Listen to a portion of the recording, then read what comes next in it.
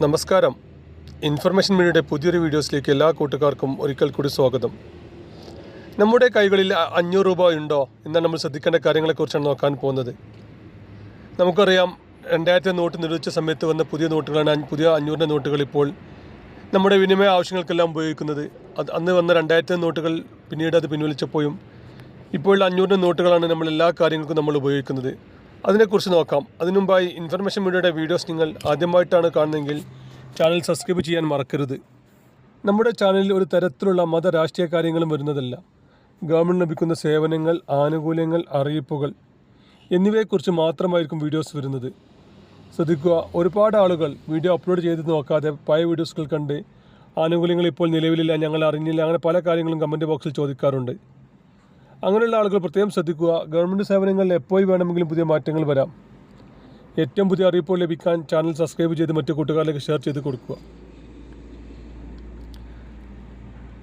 നമ്മുടെ കൈവശമുള്ള 500 നോട്ടുകളിൽ ഇപ്പോൾ ഒരുപാട് കള്ളനോട്ടുകൾ ഇറങ്ങിയിട്ടുണ്ടെന്നാണ് ഇപ്പോൾ RBI പ്രത്യേകമായി അറിയിക്കുന്നത്.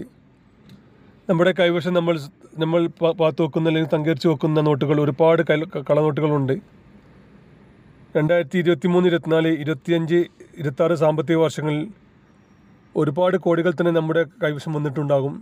നമ്മൾ അറിയാതെയും നമ്മൾ അറിഞ്ഞുകൊണ്ടുമല്ല അത് ഉപയോഗിക്കുന്നുണ്ട്.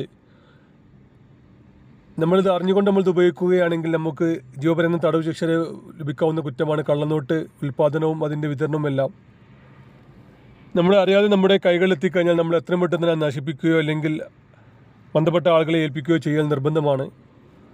സംശയമുണ്ടെങ്കിൽ, നമ്മളിപ്പോൾ ഒരു നോട്ട് ലഭിക്കുന്ന പക്ഷേ നമുക്ക് സംശയമുണ്ടെങ്കിൽ നമ്മളത് കൈപ്പറ്റാതിരിക്കുക. കൂടുതൽ ആളുകളും ബാങ്ക് വഴി തന്നെ പണമിടപാടുകൾ നടത്താൻ ശ്രമിക്കുക. ഓൺലൈൻ വഴിയോ അല്ലെങ്കിൽ ബാങ്ക് ഇടപാടുകൾ തന്നെയായിട്ടോ പണമിടപാടുകൾ നടത്താൻ ശ്രമിക്കുക.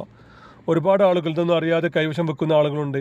അവർ പിന്നീട് ബാങ്കുമായി ചെല്ലുന്ന സമയത്താണ് ഇത് കള്ളനോട്ടാണെന്ന് അറിയുന്നത്. അങ്ങനെ ഒരുപാട് കേസുകൾ ഇപ്പോൾ ഈ കഴിഞ്ഞ ദിവസങ്ങളിൽ തന്നെ റിപ്പോർട്ട് ചെയ്തിട്ടുണ്ട്. നിർബന്ധമായിട്ടും നമുക്ക് അറിയാത്ത ആളുകളിൽ നിന്ന് നമ്മൾ പണമിടപാട് നടത്തുകയാണെങ്കിൽ അറിയാത്ത ആളുകളിൽ നിന്ന് നമ്മൾ ഒരിക്കലും പണമിടപാടുകൾ നടത്തരുത്. ഇനി എന്തെങ്കിലും കാരണത്താൽ നമുക്ക് ഇടപാട് നടത്താമെന്ന് ആവശ്യമുണ്ടെങ്കിൽ നമ്മൾ ഓൺലൈൻ ബാങ്കിങ് ത്രൂവോ അല്ലെങ്കിൽ ബാങ്കിൽ നിന്ന് നേരിട്ടുള്ള പണമിടപാടോ മാത്രം നടത്തുക. വീഡിയോ ഇഷ്ടപ്പെട്ടെന്ന് കരുതുന്നു. ഒരുപാട് ആളുകൾ ബുദ്ധിമുട്ടുന്ന ഒരു കാര്യമാണ്, ശ്രദ്ധിച്ച് കൈകാര്യം ചെയ്യുക. നമുക്കൊരു പുതിയ വീഡിയോസുമായി കാണാം. അതുവരേക്കും എല്ലാ കൂട്ടുകാർക്കും നന്ദി, നമസ്കാരം.